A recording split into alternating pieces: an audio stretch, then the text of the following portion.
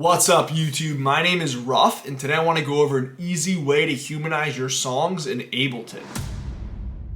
So this is the same track that was featured in Wednesday's video about the build effects rack, and it sounds like this.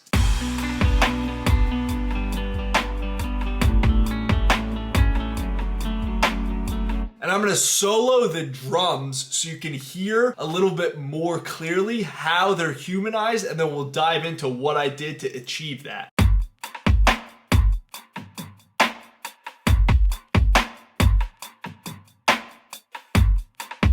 So starting with the kick, which I'll solo, you'll see as I open up this kick group, I have two kicks. Kick and kick swung. So what this is, kick number one, which is the non-swung kick, has no delay on it. Then the kick swung group has delay on it. So the kicks soloed sound like this. So you'll see on the kick swung group, there's a 13 millisecond delay, which is gonna give you that off feeling, and the non-swung group has no delay because you need some sort of an anchor for the listener to base that swungness off of. So the non-swung kick is right on the one. When that one hits, that non-swung kick is hitting. But these two kicks that are swung are on a 13 millisecond delay from what the listener's expecting based on the first kick that they heard. So playing it again, so what you're doing is you're giving the listener a starting point of, okay, the kick's hitting here, right on the one. But then when you introduce the kicks that aren't on the one, that are a little bit offbeat, by nudging those swung kicks forward a bit more, I use the Ableton delay feature. Just doing 10 to 20 milliseconds is enough that the listener is gonna perceive them to be off from the first kick that they heard, and it gives you that swung feeling. So playing it one more time.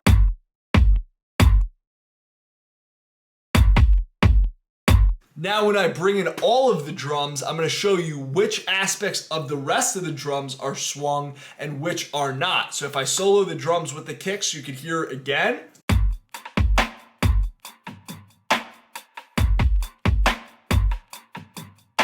So diving into the drum group, you'll see I have a snare and I have two snares. One snare that's not swung, one snare that is swung, but the snare that's not swung is still 3 milliseconds ahead, but then the swung snare's 13 milliseconds ahead. So if I solo the snares, so you'll see every other snare is trading off 3 millisecond delay, 13 millisecond delay. 3 millisecond, 13 millisecond. And the 13 millisecond delayed snare is coming after that anchored kick that's on the one. So you're getting even more of that push-pull feeling of not swung, swung, swung, swung, not swung, because if I solo just the snare and the kick, you'll see the delayed snare comes after the non-delayed kick, and then the non-delayed snare comes after the delayed kick. Watch.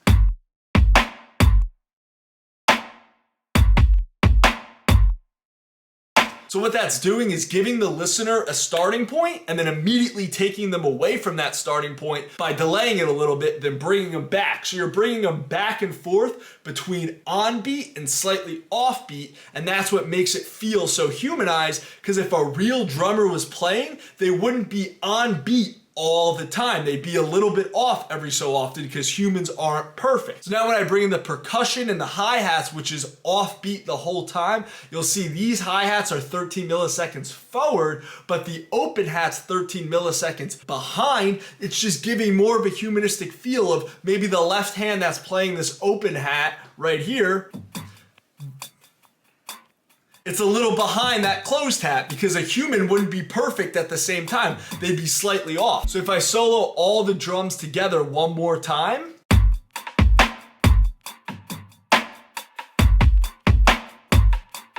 you just want that humanistic feel across all the different elements, and you want them to play off each other with that push-pull feeling. So when you're making your drums, whether you're in Ableton, FL, Logic, Pro Tools, whatever, just picture how would a real drummer be playing this? Where would their hands be? What would they be hitting with each hand? And where would a potential humanistic delay come in? And then how can I implement that into my own drums by bringing those elements slightly forward or backwards by just a couple milliseconds milliseconds to give that humanistic feel. So when you put it in the context of your whole track, it just gives you that swung feeling because everything's not so perfect and on the grid. That's all for now. I hope you enjoyed this video. This is one of my favorite things to talk about, but for now, that's it. So I'll catch you Monday at 4 p.m.